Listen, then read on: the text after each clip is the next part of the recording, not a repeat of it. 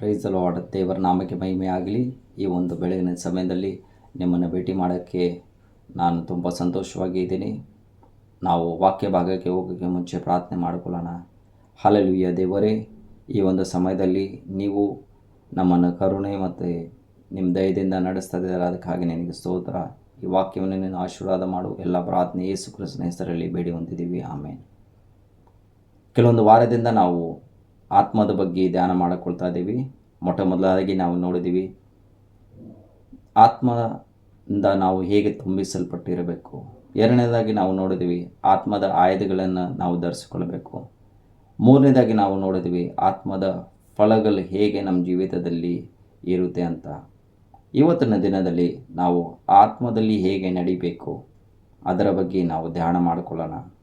ಗಲಾತ್ಯ ಬರೆದ ಪತ್ರಿಕೆ 5ನೇ ಅಧ್ಯಾಯ 16 ಮತ್ತು 17 ವಚನದಲ್ಲಿ ದೇವರ ವಾಕ್ಯ ಹೇಳುತ್ತೆ, ಆತ್ಮದಲ್ಲಿ ನಡೀರಿ ಮತ್ತು ನೀವು ಮಾಂಸದ ಕಾರ್ಯವನ್ನು ಪರಿಸೋದಿಲ್ಲ. ಯಾಕೆಂದರೆ ಮಾಂಸವು ಆತ್ಮಕ್ಕೆ ವಿರೋಧವಾಗಿ ಮತ್ತು ಆತ್ಮವು ಮಾಂಸಕ್ಕೆ ವಿರೋಧವಾಗಿ ಹಸಿಡಲ್ಪಟ್ಟಿದೆ. ದೇವರ ವಾಕ್ಯದಲ್ಲಿ ನಾವು ನೋಡಿದ್ದೀವಿ ಅದೇನೆಂದರೆ ಈ ಮಾಂಸ ಮತ್ತು ಆತ್ಮ ಈ ಇಬ್ಬರು ಒಬ್ಬರಿಗೊಬ್ಬರು ವಿರೋಧವಾಗಿದ್ದಾರೆ ಅಂತ. ನಾವು ಹೇಗೆ ಆತ್ಮದಲ್ಲಿ ನಡಿಬೇಕು? ನಾನು ನಿಮ್ಮನ್ನು ಈ ಒಂದು ಪ್ರಶ್ನೆ ಕೇಳಿದರೆ ನಿಮಗೆ ಅದಕ್ಕೆ ಉತ್ತರ ಏನಿರುತ್ತೆ? ನಾವು ಏನು ಮಾಡಬೇಕು ಆತ್ಮದಲ್ಲಿ ನಡಿಬೇಕಂದ್ರೆ? ನಾವು ಆತ್ಮದಲ್ಲಿ ನಡಿಬೇಕಂದ್ರೆ ಕೆಲವೊಂದು ವಿಷಯ ನಮ್ಮ ಜೀವಿತದಲ್ಲಿ ಆಗುತ್ತೆ. ಮೊದಲಾಗಿ ನಾವು ಪಾಪ ಮಾಡಲ್ಲ. ಆತ್ಮದಲ್ಲಿ ನಾವು ನಡೀತಾ ಇರುವಾಗ ನಾವು ಪಾಪ ಮಾಡೋಕ್ಕೆ ಸಾಧ್ಯನೇ ಇಲ್ಲ. ಯಾಕೆಂದರೆ ಆತ್ಮ ನಮ್ಮನ್ನು ನಡೆಸ್ತಾ ಇದೆ. ಎರಡನೇದಾಗಿ ನಾವು ಆತ್ಮದಲ್ಲಿ ನಡೆಯುವಾಗ ನಾವು ದೇವರ ವಾಕ್ಯನ ವಿಧೇಯತರಾಗಿದ್ದು ದೇವರ ವಾಕ್ಯದಲ್ಲಿ ನಾವು ನಡೀತಾ ಇದ್ದೀವಿ. ಗಲಾತ್ಯ ಪತ್ರಿಕೆ 5ನೇ ಅಧ್ಯಾಯ 25ನೇ ವಚನದಲ್ಲಿ ದೇವರ ವಾಕ್ಯ ಹೇಳುತ್ತೆ, ನಾವು ಆತ್ಮದಲ್ಲಿ ಜೀವಿಸಾದರೆ ಆತ್ಮದಲ್ಲಿ ನಡೆಯೋಣ. ಯಾಕಂದರೆ ನಾವು ಆತ್ಮದಲ್ಲಿ ಜೀವಿಸ್ತಾ ಇದ್ದೀವಿ. ಈ ಆತ್ಮ ದೇವರು ನಮಗೆ ಕೊಟ್ಟಿದ್ದಾರೆ. ರಕ್ಷಣೆ ನಮಗೆ ಸಿಕ್ಕುವಾಗ ದೇವರು ನಮಗೆ ಆ ಒಂದು ಆತ್ಮ ನಮಗೆ ಕೊಟ್ಟಿದ್ದಾರೆ. ಅದಕ್ಕೆ ದೇವರ ವಾಕ್ಯ ಹೇಳುತ್ತೆ, ಈ ಲೋಕದಲ್ಲಿ ಇರುವಕ್ಕಿಂತ ನಿಮ್ಮೊಳಗಡೆ ಇರುವರು ಅವರು ದೊಡ್ಡವರಂತ. ಅದು ಪರಿಶುದ್ಧ ಆತ್ಮದ ಬಗ್ಗೆ ದೇವರ ವಾಕ್ಯ ಮಾತಾಡಲ್ಪಡ್ತಿದೆ. ಅಷ್ಟು ಮಾತ್ರವಿಲ್ಲ, ಇಬ್ರಾರಿ 3:7 ಮತ್ತು 8ನೇ ವಾಕ್ಯದಲ್ಲಿ ದೇವರ ವಾಕ್ಯ ಹೇಳುತ್ತೆ, ಇವಾಗ ನಿಮಗೆ ದೇವರ ವಾಕ್ಯ ಬಂದರೆ ನೀವು ನಿಮ್ಮ ಹೃದಯನ ಕಡಿಮೆಪಡಿಸಬೇಡ ಅಂತ ದೇವರ ವಾಕ್ಯ ಹೇಳುತ್ತೆ. ಅಷ್ಟು ಮಾತ್ರವಲ್ಲ, ರೋಮರು 8:14ನೇ ವಾಕ್ಯದಲ್ಲಿ ನಾವು ದೇವರ ವಾಕ್ಯ ಹೇಳುತ್ತೆ, ನಾವು ದೇವರ ಮಕ್ಕಳಾಗಿ ಇರುವುದರಿಂದ ದೇವರ ಆತ್ಮದಿಂದ ನಾವು ನಡಿಬೇಕಾಗಿದೆ. ನಾವು ದೇವರ ಆತ್ಮದಲ್ಲಿ ನಡಿಬೇಕಾಗಿದ್ರೆ ದೇವರು ನಮಗೆ ಸಹಾಯ ಮಾಡುತ್ತಾರೆ. ರೋಮರು 7:14 25ನೇ ವಾಕ್ಯದಿಂದ ನಾವು ಶರೀರ ಮತ್ತು ಈ ಮಾಂಸ ಈ ಎರಡು ಬಗ್ಗೆ ಇದೆ. ಪೌಲನು ಅದರ ಬಗ್ಗೆ ಹೇಳ್ತಾನೆ.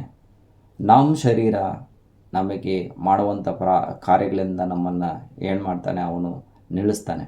ಆತ್ಮ ಹೇಳುತ್ತೆ ಪ್ರಾರ್ಥನೆ ಮಾಡಿರಿ, ಆತ್ಮ ಹೇಳುತ್ತೆ ನೀವು ಬೈಬಲ್ ಓದ್ರಿ, ಆತ್ಮ ಹೇಳುತ್ತೆ ನೀವು ಬೇರೊಬ್ಬರಿಗಾಗಿ ವಿಜ್ಞಾಪನೆ ಮಾಡಿರಿ.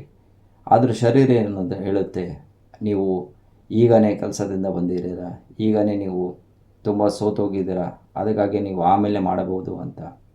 ಇಂಥ ರೀತಿಯಾಗಿ ದೇವರ ವಾಕ್ಯದಲ್ಲಿ ನಾವು ನೋಡೋದಾದರೆ ಶರೀರ ಮತ್ತು ಆತ್ಮದಲ್ಲಿ ಒಂದು ಜಗಳ ಯಾವಾಗಲೂ ನಡೀತಾ ಇದೆ. ಈ ಜಗಳವನ್ನು ನಾವು ಹೇಗೆ ಅದರಿಂದ ಹೊರಗಡೆ ಬರ್ಬೋದು ಅಂದರೆ ದೇವರ ವಾಕ್ಯ ಅದಕ್ಕೆ ಉತ್ತರವನ್ನು ಕೊಟ್ಟಿದೆ. ನಾವು ಆತ್ಮದಲ್ಲಿ ನಡೀತಿದ್ದೇವೆ, ಯಾಕೆಂದರೆ ನಾವು ಆತ್ಮದಿಂದ ಜೀವಿಸ್ತಾ ಇದ್ದೀವಿ. ದೇವರ ವಾಕ್ಯದಲ್ಲಿ ನಾವು ನೋಡೋದಾದರೆ ನಾವು ಈ ಒಂದು ಹೋರಾಟದಲ್ಲಿ ನಮ್ಮ ಆತ್ಮನೇ ಯಾವಾಗಲೂ ಜಯಿಸಬೇಕಾಗಿದೆ. ನಾವು ಶರೀರ ಜಯಿಸಿದರೆ ಅದು ನಮಗೆ ಏನೂ ಅದರಿಂದ ಲಾಭ ಸಿಗಲ್ಲ. ದೇವರ ವಾಕ್ಯದಲ್ಲಿ ಇನ್ನೊಂದು ವಿಷಯ ಹೇಳಲ್ಪಟ್ಟಿದೆ, ಅದನೆಂದರೆ ಈ ಶರೀರ ಮತ್ತು ಆತ್ಮಗೆ ಬೇರೆ ಬೇರೆ ಒಂದು ಕಾರ್ಯಗಳಿದೆ. ಶರೀರ ಏನು ಮಾಡುತ್ತೆ, ತನ್ನಕ್ಕೆ ತಾನೇ ಸಂತೋಷಪಡಿಸೋಕ್ಕೆ ಕಾರ್ಯ ಮಾಡ್ತಾ ಇರುತ್ತೆ. ಆದರೂ ಆತ್ಮ ದೇವರನ್ನು ಪ್ರೀತಿಸೋಕ್ಕೆ ಅವರು ಪ್ರಯಾಸ ಮಾಡ್ತಾಯಿದೆ.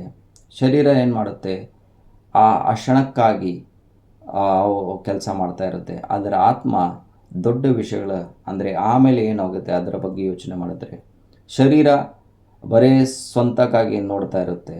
ಆತ್ಮ ಧಾರಾಳವಾಗಿ ಬೇರೊಬ್ಬರಿಗಾಗಿ ನೋಡೋಕ್ಕೆ ಇಷ್ಟಪಡ್ತಾವೆ. ಅದೇ ರೀತಿಯಾಗಿ ಬೈಬಲಲ್ಲಿ ನಾವು ನೋಡೋದಾದರೆ ಶರೀರ ಮತ್ತು ಆತ್ಮದಲ್ಲಿ ನಡೆಯುವಂಥ ಜನರನ್ನು ನಾವು ನೋಡ್ತೀವಿ. ಆಬೇಲು ಅವನ ಆತ್ಮದಿಂದ ನಡೆದಿದ್ದಾನೆ.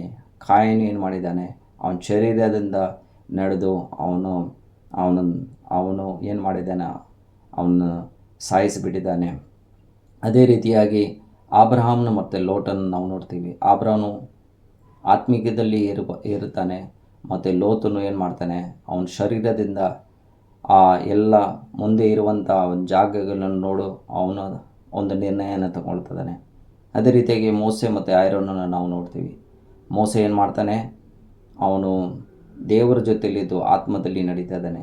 ಅದೇ ರೀತಿಯಾಗಿ ಆರೋನ್ ಏನು ಮಾಡ್ತಾನೆ, ಜನರ ಮಾತುಗಳನ್ನು ಕೇಳಿ ಆ ಜನರನ್ನು ದೇವರಿಂದ ದೂರ ತಗೊಂಡು ಹೋಗಿರ್ತಾರೆ. ಆದರೂ ದೇವರ ವಾಕ್ಯದಲ್ಲ ನಾವು ನೋಡ್ತೀವಿ ಏನಂದರೆ, ನಾವು ಆತ್ಮದಲ್ಲಿ ನಡಿಬೇಕಾಗಿದೆ. ಬನ್ನಿ ನಾವು ಪ್ರಾರ್ಥನೆ ಮಾಡ್ಕೊಳ್ಳೋಣ. ಹಲ್ಲೆಲೂಯಾ, ಸ್ತೋತ್ರ. ದೇವರೇ, ನಮ್ಮಿಂದ ಈ ಆತ್ಮದಲ್ಲಿ ನಡೆಯೋಕ್ಕೆ ನಾವು ಸಾಧ್ಯ ಇಲ್ಲ ಸ್ವಾಮಿ. ನೀ ನಮಗೆ ಸಹಾಯ ಮಾಡು. ಈ ಆತ್ಮದಲ್ಲಿ ನಾವು ನಡಿಬೇಕಾಗಿರುವಂಥ ಕಾರ್ಯದಿಂದ ನೀನು ನಮ್ಮನ್ನು ನಡೆಸು ಸ್ವಾಮಿ. ಹಲ್ಲೆಲೂಯಾ ಸ್ವಾಮಿ. ದೇವರೇ, ನಿಮಗೆ ಸ್ತೋತ್ರ. ನಾವು ನಮ್ಮ ಶರೀರನ ಜಾಸ್ತಿ ಗಮನ ಕೊಡಲಾರ್ದೆ ಮತ್ತು ಆತ್ಮಗಳನ್ನು ಜಾಸ್ತಿ ಗಮನ ಕೊಟ್ಟು ಅದರ ಮೇಲೆ ನಾವು ನಡಿಬೇಕಂತ ನಾವು ಆಸೆ ಪಡ್ತಾ ಇದ್ದೀವಿ. ನೀವು ನಮಗೆ ಸಹಾಯ ಮಾಡು.